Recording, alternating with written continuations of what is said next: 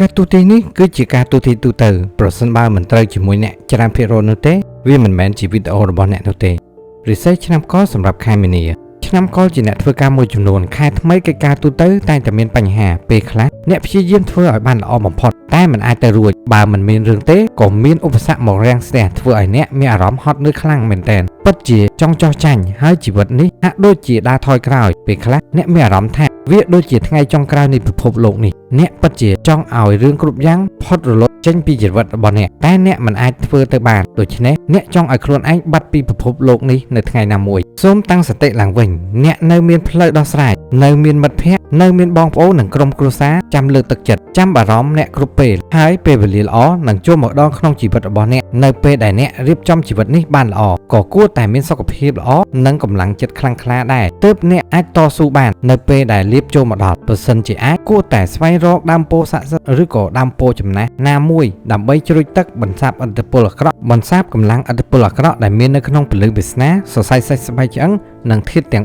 4ឆ្នាំកខ្លះទៀតខែនេះសាច់មិនបានស៊ីយកចឹងជួកព្រោះតែអ្នកចេះដឹងរឿងអ្នកដទៃខ្លាំងពេករហូតដល់លោកដៃជ្រៅប្រឹងដោះស្រាយរឿងគេទាំងដែលខ្លួនគេមិនបានសុំឲ្យអ្នកជួយផងនោះហើយពេលខ្លះគេពឹងដែរតែពឹងដោយប្រយោលដូច្នេះមិនគួរប្រឹងប្រែងជួយគេខ្លាំងពេកទេជាពិសេសមនុស្សដែលមិនធ្លាប់ធ្វើល្អដាក់អ្នកផងនោះចំណែកឯការងារវិញខែថ្មីធ្លាក់ចុះខ្លាំងមិនអាចធ្វើបានល្អទៅតាមអ្វីដែលថ្នាក់ដឹកនាំរបស់អ្នកចង់បាននោះទេដោយសារតែបញ្ហាសុខភាពឬក៏ដោយសារតែបញ្ហាគ្រួសាររួមរឹកខ្លាំងពេកធ្វើឲ្យខួរក្បាលរបស់អ្នកមិនអាចដំណើរការឬក៏ពិបាកបែងចែករវាងការងារនិងរឿងផ្ទាល់ខ្លួនហើយអារម្មណ៍របស់អ្នកខែនេះពិតជាចង់ដើរលេងផ្លូវឆ្ងាយទៅស្រុកស្រែមួយរយៈខណៈដែលពេលវេលាមិនស័ក្តិសមមិនអាចឲ្យអ្នកដកខ្លួនចេញពីការងារបានយ៉ាងណាក៏ដោយនៅចុងខែនេះមានរឿងខ្លះនឹងរលំរលាយទៅហើយរឿងល្អនឹងចូលមកជំនួសវិញចាប់ផ្ដើមពីខែក្រោយរហូតដល់ខែឧសភានឹងមានដំណោះស្រាយរឿងគ្រប់យ៉ាងដែលអ្នកជាប់គាំងនៅក្នុងជីវិតឆ្នាំកមួយចំនួនតូចមានរឿងខ្លះនឹងបញ្ចប់ទៅទាំងសោកស្ដាយតែក៏បារម្ភរឿងថ្មីនឹងនាំផ្លែផ្កាដល់ជីវិតរបស់អ្ន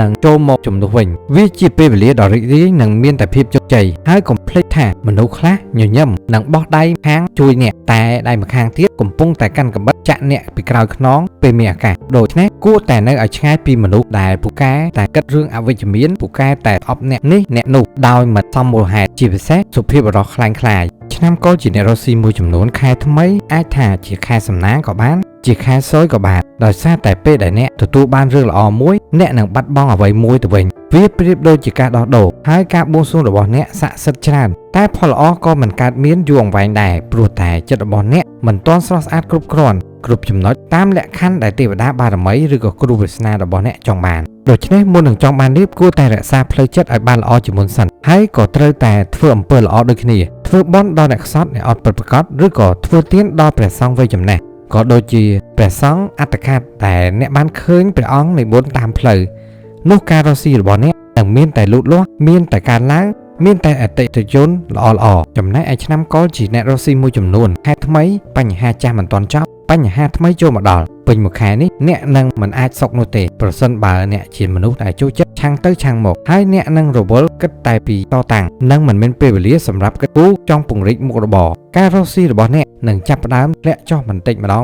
ងសូមចាំថាប្រសិនបើអ្នកប្រើចិត្តក្តៅដោះស្រាយបញ្ហានោះបញ្ហានៅតែរួមរឹតខ្លួនរបស់អ្នកមិនត្រឹមតែប៉ុណ្ណោះទេវានឹងទាញគ្រួសាររបស់អ្នកឲ្យចូលលោកឡំក្នុងរឿងរបស់អ្នកថែមទៀតហើយពេលណាដែលអ្នកហត់នឿយអ្នកមានអារម្មណ៍ថាចង់បញ្ចប់រឿងនេះកាន់តែរីកធំវានឹងក្លាយជាមហារីកក្នុងជីវិតរបស់អ្នកចាំថាត្រូវអត់ធ្មត់ខ្លះត្រូវតតាំងខ្លះតែមិនត្រូវប្រើកំហឹងទល់កំហល់នោះទេប្រសិនបើអ្នកមិនចង់ឲ្យការរស់ស៊ីរបស់អ្នកត្រូវអតិថិជនលែងចូលក្បែរប្រសិនជាអាចគួរតែប្រឡែងត្រីនិងចែកទានដល់ព្រះសង្ឃអត្តខាត់ឬក៏ដូនជីសប្បុរសនោះជីវិតរបស់អ្នកនឹងមានតែរឿងល្អឆ្នាំកលមួយចំនួនតូចបន្ទាប់ពីកិច្ចការរស់ស៊ីមានលំនឹងរឿងល្អនឹងចូលមកជាបន្តបន្ទាប់ហើយខែនេះអ្នកអាចនឹងជួបដៃគូសហការថ្មីបើអ្នកចាស់ចង់បញ្ចប់ការរស់ស៊ីជាមួយអ្នកខែនេះអ្នកនឹងកាន់តែរីកទោះបីជាគ្មានដៃគូចាស់ក៏ដោយអ្នកនឹងប្រឹងប្រែងធ្វើឲ្យគេឃើញថារាល់កិច្ចការសហការទាំងអស់រីកចម្រើនក៏ដោយសារតែមានអ្នកជួយជាកម្លាំងផងដែរសម្រាប់ឆ្នាំកលមានគូមួយចំនួនបញ្ហាក្នុងខែនេះគឺនិយាយមិនសូវត្រូវគ្នាហើយបើជាគូថ្មីថ្មោងទៀតកាន់តែជួបបញ្ហាទាស់សម្ដីម្នាក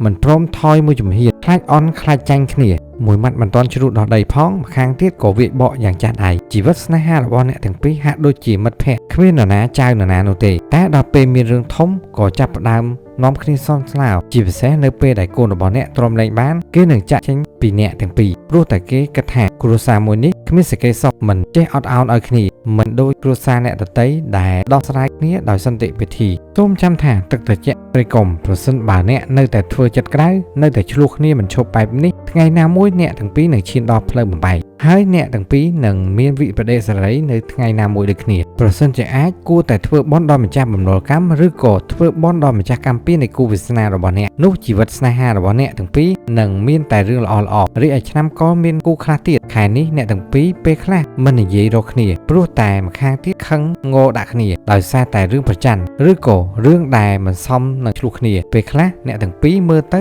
ដូចជាបងប្អូនតែពេលខ្លះអ្នកទាំងពីរមើលទៅដូចជាគូសត្រូវស្លាប់រស់ទោះយ៉ាងណាអ្នកទាំងពីរក៏នៅតែមិនបែកគ្នាដែរអ្នកទាំងពីរបានឆ្លងកាត់ឧបសគ្គជាច្រើនជាមួយគ្នាហើយបំណងរបស់អ្នកទាំងពីរក៏ចាប់ផ្ដើមចេញជាផ្លែផ្កាបន្តដែរដោយសារតែម្នាក់ប្រឹងប្រែងរៀងខ្លួនដោយមិនខ្លាចនឿយហត់ក្តីស្រឡាញ់របស់អ្នកទាំងពីរកប់ជ្រៅនៅក្នុងក្រអៅបេះដូងតែមិនបង្ហាញឲ្យម្ខាងទៀតបានឃើញលុះត្រាតែគ្រាលំបាកទើបព្យាយាមរត់រកគ្នាព្យាយាមជួយគ្នាយ៉ាងណាក៏ដោយគូរបស់អ្នកនឹងមានតែរឿងល្អៗចូលមកនៅពាក់កណ្ដាលឆ្នាំនេះក្រោយពីម្នាក់ចាប់ផ្ដើមយល់ពីគ្នាបានច្រើនជាងនេះគូឆ្នាំកមួយចំនួនតូចពេលនេះចាប់ផ្ដើមមានសេចក្តីសុខចាប់ផ្ដើមស្រឡាញ់គ្នាខ្លាំងហើយក៏ត្រៀមធ្វើដំណើរផ្លូវឆ្ងាយជាមួយគ្នាផងដែរខែនេះមានរឿងភ្ញាក់ផ្អើលមួយចំនួននឹងកើតមានចំពោះអ្នកទាំងពីរហើយរបស់អ្នកនឹងរីកចម្រើនខ្លាំងផងដែររាប់ចាប់ពីខែនេះរហូតដល់ដើមឆ្នាំក្រោយយ៉ាងណាក៏ដោយគួរតែធ្វើបន់ដល់ម្ចាស់កម្មពៀនៃគូវាសនារបស់អ្នកប្រសិនបើអ្នកមិនចង់ឲ្យបញ្ហាចូលមករំខានការរកលុយរបស់អ្នកឆ្នាំកនៅលីមួយចំនួនអ្នកពេលនេះកំពុងតែមានអារម្មណ៍សោកសៅកំពុងតែស្អប់ខ្លួនឯងដែលមិនអាចបំភ្លេចគេនៅនឹកគេទាំងដែលគេធ្វើឲ្យអ្នកឈឺចាប់ចិត្តរបស់អ្នកមានទាំងស្អប់និងស្រឡាញ់មនុស្សខ្លះយើងមិនបានហៅគេចូលមកនោះទេគេចង់ចូលមកក្នុងជីវិតរបស់យើងដោយខ្លួនឯងតែចុងក្រោយក៏ចាក់ចេញទៅស្ងាត់ទាំងមិនដឹងមូលហេតុស្នេហារបស់អ្នកចាប់ផ្ដើមដោយភាពច្បាស់លាស់ពេលបញ្ចប់ដោយភាពសប្រិចសពិលមានតែម្ខាងជាអ្នកឈឺចាប់ឯម្ខាងទៀតកំពុងតែរីករាយជាមួយនឹងអ្នកផ្សេងហើយធ្វើខ្លួនជាជនរងគ្រោះអ្នកដែលមិនដឹងរឿងគេនឹងគិតថាអ្នកជាមនុស្សសាវ៉ាជាមនុស្សក្បត់រឿងពិតគឺអ្នកត្រូវបានគេក្បត់ថែមទាំងកំហុសគ្រប់យ៉ាងត្រូវធ្លាក់លើអ្នកទៀតស្នេហារបស់អ្នកទាំងពីរចាប់ផ្ដើមដោយចិត្តនិងចិត្តចុងក្រោយបែរជាស្នេហានេះคล้ายទៅជាស្នេហាផលប្រយោជន៍គេចង់បានត្រឹមតែការឧបត្ថម្ភពីអ្នកចង់ឲ្យអ្នកជួយគេហើយគេសន្យាថានឹងជួយអ្នកវិញបន្ទាប់ពីគេទទួលបានជោគជ័យក្នុងកិច្ចការរបស់គេដំបូងឡើយអ្នកព្រមធ្វើអ្វីគ្រប់យ៉ាងដើម្បីគេអ្នកទាំងពីរចេញក្រៅជាមួយគ្នាច្រើនក្រោយមកគេមិនសូវចង់ចេញក្រៅជាមួយអ្នកនោះទេ